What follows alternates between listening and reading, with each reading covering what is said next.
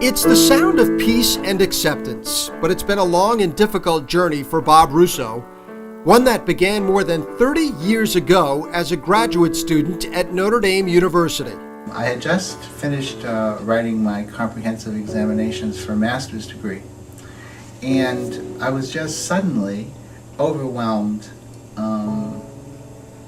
by terrible sadness. And I had previously, at times, I had small little episodes, but nothing that led to the intensity of this particular one.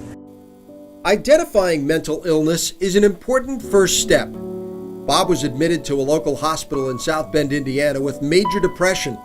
In time and with medication, he was released from the hospital, left school, and relocated to Cleveland, Ohio. But I can remember that first one was particularly difficult because of the intensity of the feelings of hopelessness. And that was the most frightening part of it. And because it was my first serious episode, I remember thinking, oh my God, am I going to be like this for the rest of my life? That was probably the most frightening part of the experience. He learned how to cope with the challenges. There was, however, a feeling of alienation. There was a subtle form of stigma and a subtle form of discrimination, even among well-intentioned people who really didn't mean it in a malicious way, but I think perhaps their own discomfort with living with someone who's been diagnosed with a serious illness, they didn't know how to cope with it too well either. While the stigma persisted, Bob was able to carry on quite well for 10 years. But in 1988, residing in Chicago, he returned to a very dark place. For 2 years, it was a difficult period because, again, it was like, am I ever going to feel well again? And that was the hard part. As he once again dealt with the effects of depression, Bob was coming to grips with an underlying secret. I knew early, I would say in late grade school, that my own sexual orientation, that I was attracted towards other men. And of course, now we're talking about the 60s. He spent 30 years in the priesthood, primarily to do what he calls something good. Over the years, he became addicted to alcohol. In 2005, after completing an extensive treatment program in Minnesota, Bob left the priesthood and returned home to southeastern Massachusetts.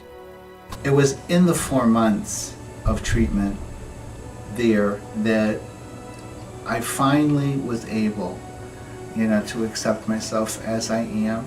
I made the decision at that point that I would leave a religious life. I had been a priest for 30 years. And that I was finally free enough, after having 4 or 5 months of sobriety, to kind of say, okay, I've been carrying all of this stuff, with me all my life, and it's time, to accept myself as I am, and to embrace myself as I am. Then fate intervened. During an AA meeting in Massachusetts, a Fellowship Health Resources employee convinced him to begin a new vocation.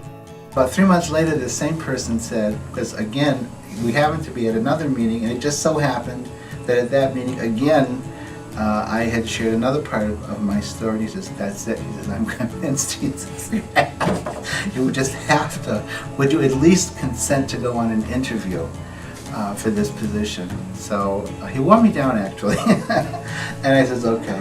It's been a wonderful experience. Just really, I love coming to work every day. Bob started his new mission with the fellowship as a certified peer specialist in 2008. And his message is simple, yet powerful. Underneath the pain and the anguish of the illness is still a hope for a new life, a full life, a happy life. That one's goals and dreams can emerge even out of the pain of the illness. When you've been hurt inside, I mean really hurt inside,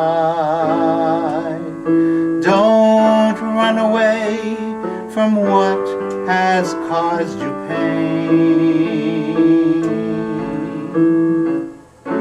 You won't grow from making believe that it will go away.